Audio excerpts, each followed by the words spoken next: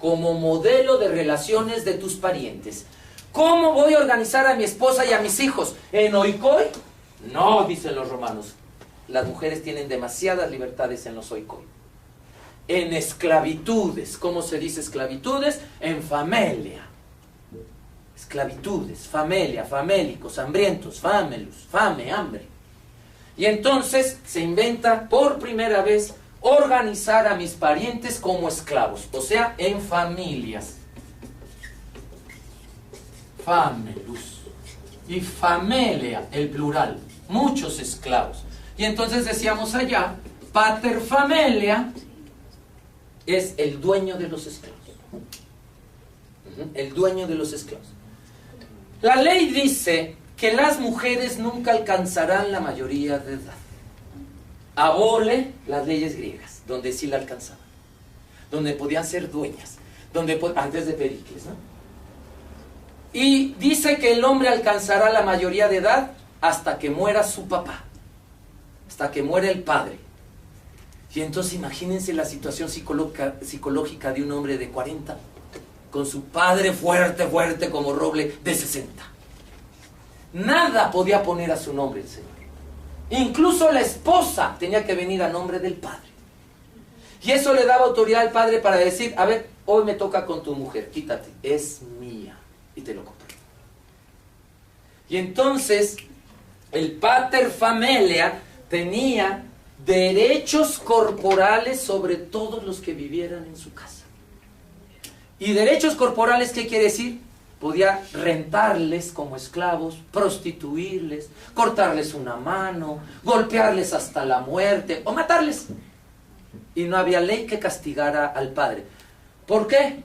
Pues porque son suyos. La ley romana dice que cuando alguien es dueño de algo, puede hacer uso, usufructo o abuso de ello. Si yo soy dueño del plumón y lo rompo, ¿ustedes me pueden decir algo? Pues es de él. Lo mismo. Si mataban a alguien en su casa, decían, pues es de él. Es un poquito la actitud que tenemos hoy con las mascotas. Que podemos incluso criticar a alguien si es muy malo con su mascota. Pero pues es de él. ¿Es que lo va a matar? Pues sí, pero es de él. Y así se decía con el pater familia. Oye, pero es que está golpeando a la niña hasta la muerte. ¿Pero qué vamos a hacer? Es su padre. Esa actitud todavía está muy prevaleciente en México. En muchas casas. Es que algo habrá hecho el niño, ¿no? Como que se deja en la duda siempre, justificando, ¿se acuerdan la violencia cultural? Justifica la violencia visible. Y entonces, este modelo funcionaba si uno manda y todos los demás obedecían. La domada tenía que ser la capataz de la prole. ¿Y cuál es la amenaza constante de la mamá a los hijos? Le voy a decir a tu papá. Porque va a llegar y él va a querer golpear a alguien. Y adivina quién va a querer golpear. Pero yo le voy a echar la culpa a ustedes. Oye, la casa está bien sucia. Es que tu hijo tiró la leche. Es que tu hija no quiso barrer. Pégales. Yo ya les dije que les ibas a pegar. Y el papá quiere llegar contento a jugar. No, ya está ahí la otra. Órale, pégales. ¿Qué? ¿No me vas a dejar mal? Y lo aprendemos con las canciones. No sé ustedes, pero yo ya desde niñito... Tortillitas de manteca pa' mamá que está contenta. Tortillitas de salvado pa' papá que está enojado. Y entonces ahí te van marcando roles. A lo mejor el papá quiere llegar a jugar, a descansar, a disfrutar, pero tiene que llegar a poner el orden. Porque mamá ya le dijo, porque ella es la capataz. Si no le toca a ella, la golpiza.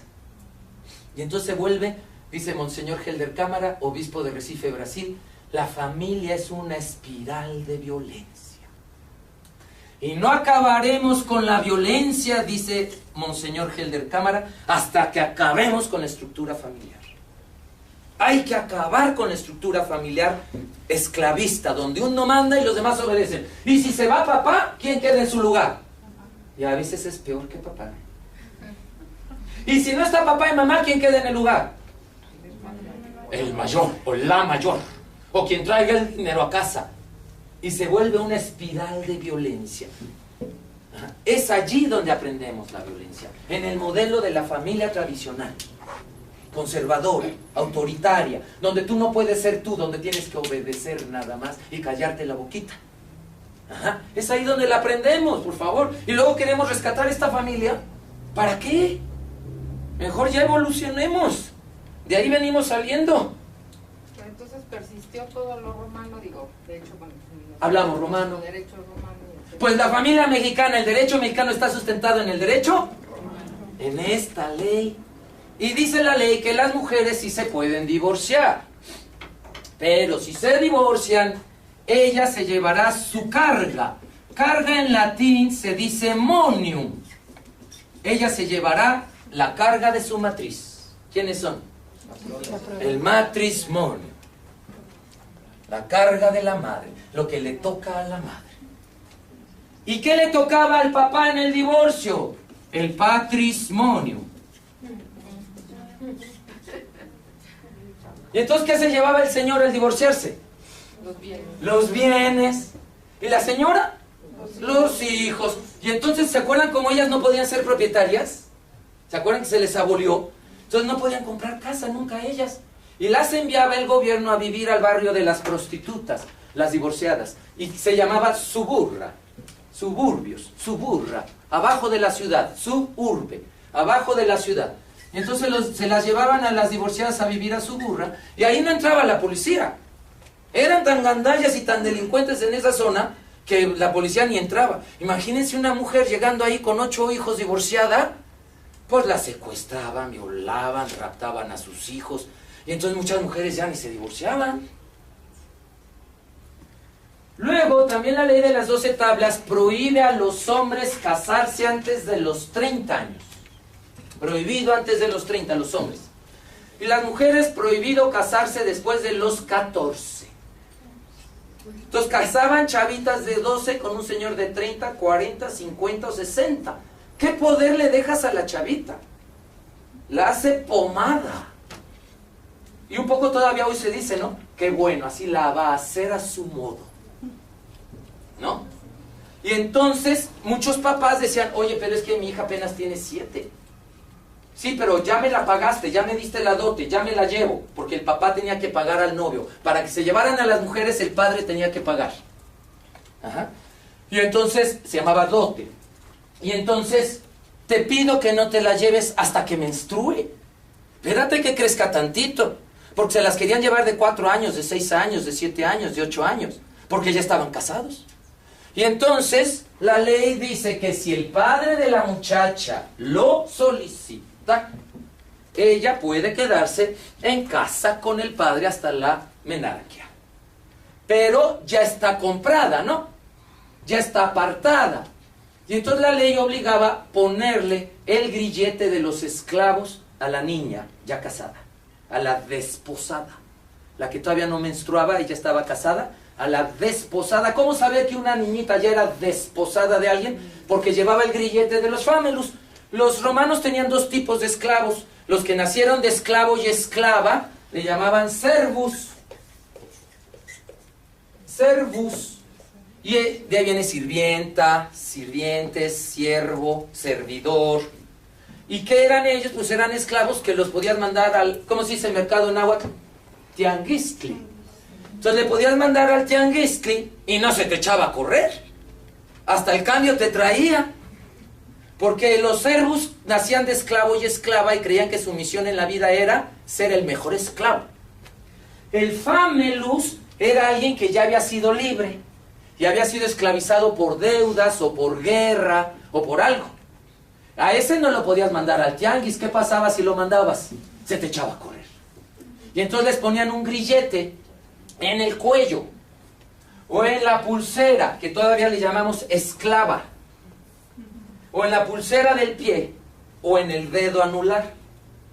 Y adentro tenía que llevar el nombre del dueño de esa persona, como perrito, por si se perdía, ¿a quién se la vamos a entregar? Y adentro llevaba el nombre. Y a ese aparato en latín se le llama iugus. Y quien lleva mi yugo le llamamos cónyugus. Y surge la sociedad matrimonial, conyugal, que quien gana privilegios de aquí te dice, Dios la quiso. Y hay de aquel que se atreva a cambiarla. El hombre manda, la mujer obedece y ella manda a los otros. Y si uno de estos un día quiere mandar, le prometeremos que un día tendrá su casa, pero aquí obedece. Y surge la familia. Ajá. Y esta parte que dice la ley también, que el padre podía tener derechos corporales sobre todos en casa, pues sí lo hacía. Iniciaban sexualmente a todos en la casa. Niños, niñas, esclavos, esclavas, y no había quien le dijera algo al padre. Y era tan abusiva la cosa que empezaron a haber problemas muy serios. Hasta que van a ir poniendo 300 años después unas leyes para tratar de que el padre no viole a sus hijas, a sus hijos, no los prostituya, etcétera, porque eso se empezó a dar. Desde que se inventó la familia, están tratando de bajarle la violencia. Desde que se inventó. Porque el modelo es violento en su estructura. El modelo solo funciona si uno manda y los demás obedecen. Y esa ley, ese artículo que le permitía al padre tener poder sobre el cuerpo de los hijos, en latín se llama poder del padre, patria potestas. Y no es la base del derecho civil mexicano hoy. ¿Qué se pelean los divorciados en relación a los hijos? ¿Quién es dueño de este hijo? Soy yo. ¿Quién es la dueña? Eso quiere decir la patria potestad, poder del dueño. ¿Quién ejerce poder de dueño sobre la hija o el hijo? ¿Se dan cuenta cómo ya no nos está quedando estas leyes? Se inventó la familia en un modelo en que la humanidad vivía en Occidente la esclavitud como algo natural. En el momento que empezamos a cuestionar la esclavitud, empezamos lógicamente a cuestionar la familia. Porque ahí se aprende a ser esclavo o esclava. Oye, es que hay familias que no son así. Entonces no responden al nombre de familia como tal, sino son estructuras de parentesco. Que eso pues las tenemos, pero ¿por qué tener que ser esclavistas o familiares? Y entonces tenemos que la familia se inventa en la ley para que las mujeres no sean libres. ¿Se acuerdan que veíamos la violencia institucionalizada? Estructural. La mujer que nace hoy en familia sabe que tiene menos permisos que sus hermanos. Y lo acepta naturalmente. Sabe que ella no puede faltar a la casa. Sus hermanos sí. Sabe que ella tiene que llegar a una hora más temprana que sus hermanos. Y lo asume como que ellos tienen esos. Porque nací aquí, me parece la violencia familiar normal, natural. Y de ahí la vamos a emanar todo el siglo XX, hasta el siglo XX del cristianismo. Porque este modelo se hereda al cristianismo y ya cuando el cristianismo llega van a ir perdiendo las mujeres cada vez más poder. Tenemos, les decía, mujeres todavía hasta el siglo IV en el clero, ya de ahí ya no. Y poco a poco van a ir perdiendo los derechos, las mujeres van a ir perdiendo los derechos. Hasta lo peor fue del siglo IX al siglo XII. Las cruzadas, cuando les ponían los cinturones de castidad. Eran como bebés de plomo, de armadura, con una greca en medio. Imagínense que aquí tenía unas bisagras que les quedaban a ellas en los muslos. Y al ser de plomo, de armadura, pesaban entre 4 y 18 kilos, depende del modelito. Tenían que vivir sentadas por estar cargando eso. Pero además les ponían 2 candadotes que tenían que usar unos vestidotes para taparlos. Ajá. Pero imagínense además que aquí está la vulva,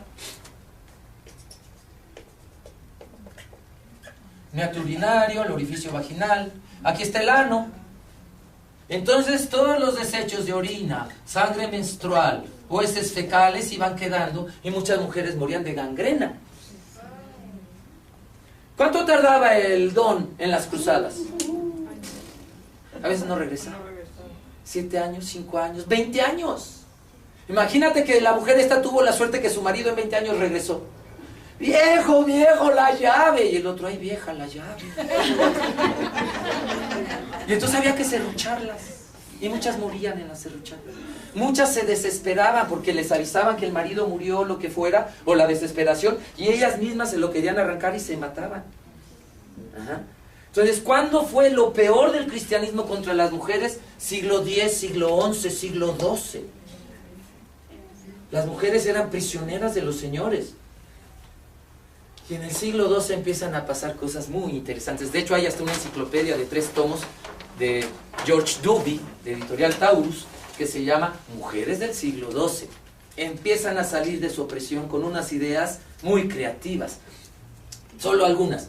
En Alemania, las cerveceras, las brewers, inventan un mosto muy emborrachante que se llama ale. En nuestra cultura solo existe ya sin alcohol y de jengibre, un refresco que se llama ginger ale.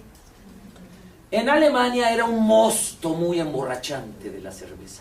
Y a los hombres les encantaba, lo inventaron las mujeres, metidas en la cocina. Oye, mira, oye, estoy borracho. Y un hombre lo probó y dijo, quiero de esto, y a mis amigos. Se empezaron a poner cervecerías. Y hacen gremios de cerveceras, cuando no tenían ni siquiera el derecho a tener propiedades. Y entonces se dan cuenta que la cruda de esta bebida era mantenerlos al menos unas 8 horas pelas, dormidos ahí en la cantina.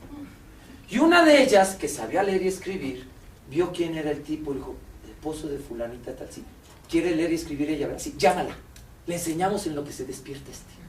Entonces inventan escuelas clandestinas para mujeres en las cantinas de los hombres. Y entonces, dígame si eso no es creatividad.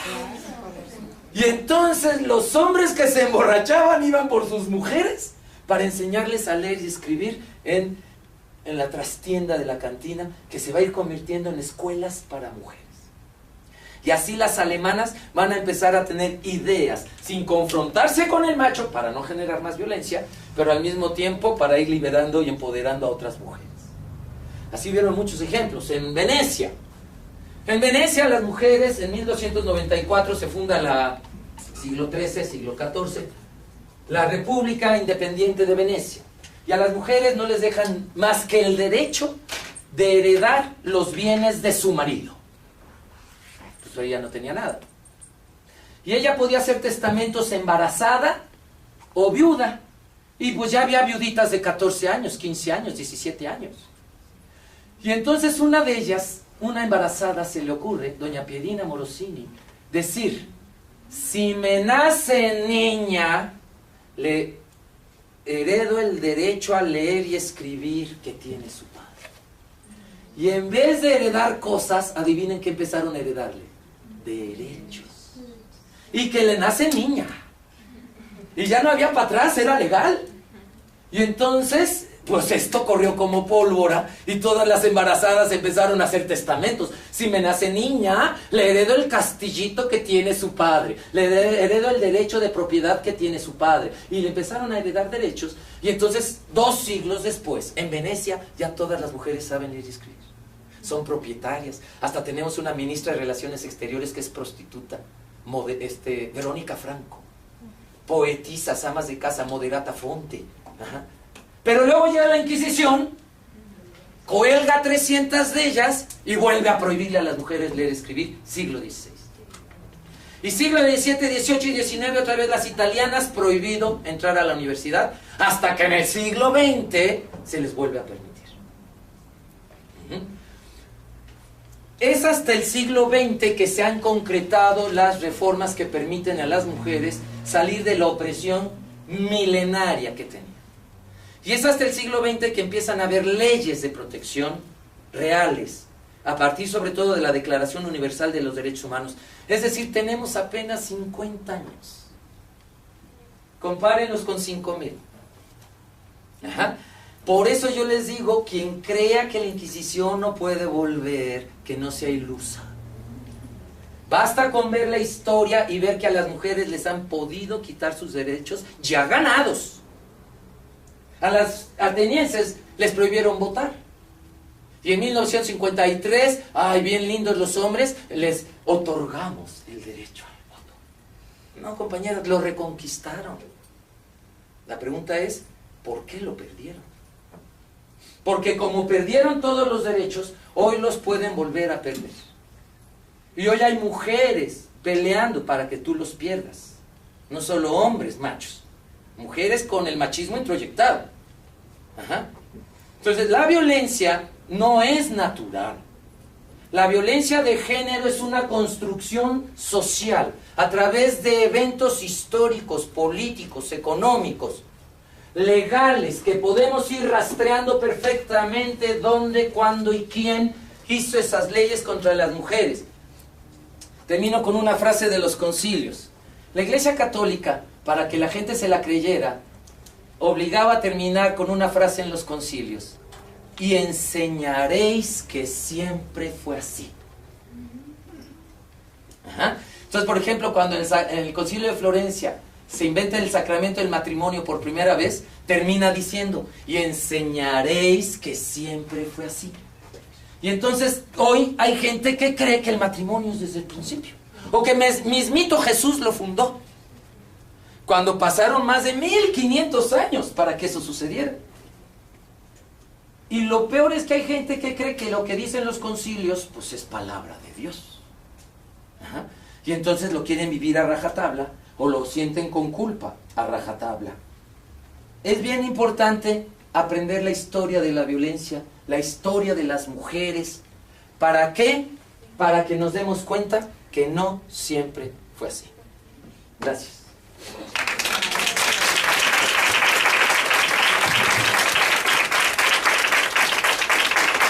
Muchas gracias. ¿Alguna duda, algún comentario? Queríamos, platicando con Fernando y por invitación de Crecer, me platicaban el temario y creía su equipo de Fernando importante que empezáramos con la parte de la historia para que desnaturalicemos la violencia y nos podamos pensar como un resultado social, un constructo histórico, no es natural.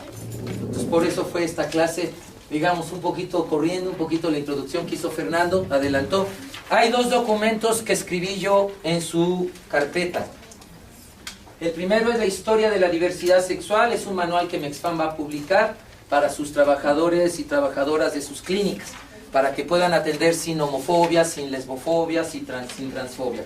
Entonces me pidieron a mí un manual y en ese manual hago ustedes van a tener 2 capítulos de ese manual por adelantado. Todavía no lo citen, ¿no? Porque va a publicarlo Mexfam, pero tienen el capítulo de historia de la diversidad sexual que nos habla un poco de esto, solo que aplicado a la diversidad sexual. Aquí fue aplicado a las mujeres y a la violencia. Y el siguiente artículo que tienen allí mío, en mi autoría, es el de los 4 ejes de poder, para que ustedes puedan profundizar y vayamos viendo cómo podemos desarrollar cursos, talleres o psicoterapia de empoderamiento a partir de estos 4 ejes. ¿Qué maneja la persona que quiere empoderar de estas 4 cosas en su vida? ¿O qué no tiene poder para manejar? Y eso ya nos puede dar una luz. Y esos 4 ejes de poder se han ido usando o abusando a lo largo de la historia. Esto no es ni divino, ni natural, ni eterno. Es una construcción social de Occidente y una construcción que permite privilegios para algunos y sometimiento para la mayoría. No es natural. Por eso ustedes están en ese instituto. Por eso están trabajando estos temas. Para que desde otros lados ayudemos a deconstruir los paradigmas que ya introyectamos, que nos hicieron creer que la situación era natural. Muy bien. ¿Alguna pregunta, algún comentario? Yo sí quisiera agradecer tu participación, muy interesante. Creo que es un tema que no se había tocado, bueno, al menos yo nunca lo había escuchado. Me pareció muy completa y pues agradecer que hayas acompañado al equipo de Instituto Queretano de la Mujer. Muchísimas gracias. Muchísimas gracias a ustedes por invitarme, por la confianza. Gracias. Pues, dicho lo cual... pedían que si puedes dar tus datos de contacto, por favor, sí, para seguir profundizando. ¿Cómo no? Y yo nada más pedirles a todas que, por favor, en los siguientes días traten de ser lo más puntuales posibles, pues porque sabemos que son temas muy importantes y sí queremos empezar puntuales. Muchísimas gracias. Para compañeras, por favor, les pasamos por ahí una hojita de evaluación de la sesión. Entonces, si nos hacen el favor de entregarla ya acá a la salida, se los agradeceremos. El día de mañana pueden venir con ropa un poquito más cómoda, vamos a hacer algunos ejercicios, dinámicas y demás. Si se sienten cómodas con los tacones, pues adelante, pero si no, pueden traer cualquier otra vestimenta, pants, short, etc.